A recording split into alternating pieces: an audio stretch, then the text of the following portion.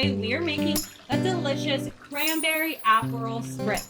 My name is Aliana and welcome to my kitchen. So the first thing that we are going to do to make our cranberry Aperol Spritz is have some cranberry juice, and I just have 4 cups of cranberry juice that I'm going to add to my punch bowl. I like making a cranberry Aperol Spritz because sometimes Aperol is very powerful and it adds a bitterness to the drink. So if you want something a little bit sweeter, this is a great alternative. Now I can add in my 2 cups of Aperol.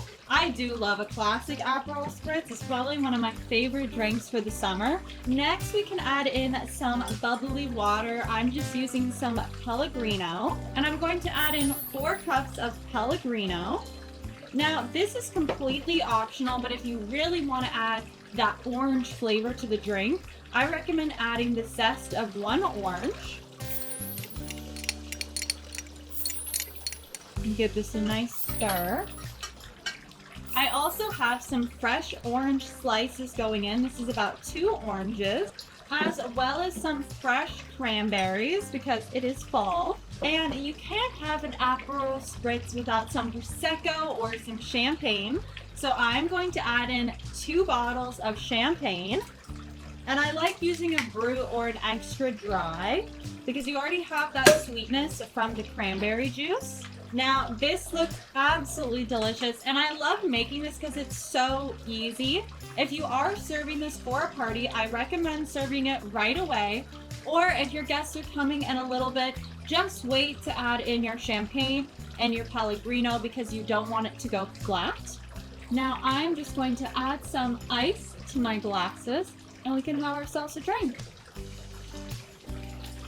And here are our glasses filled up with ice.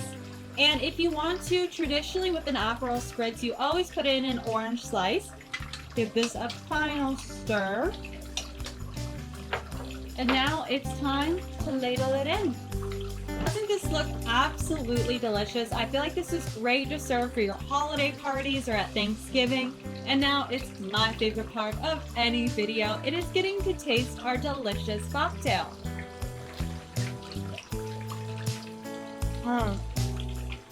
That's so good, especially today because it's so hot outside. It's so refreshing. You really taste the cranberry, but you also still taste the Aperol. I just can't stop drinking it. It's so good. Thank you so much for watching, and I hope to see you next week. Cheers!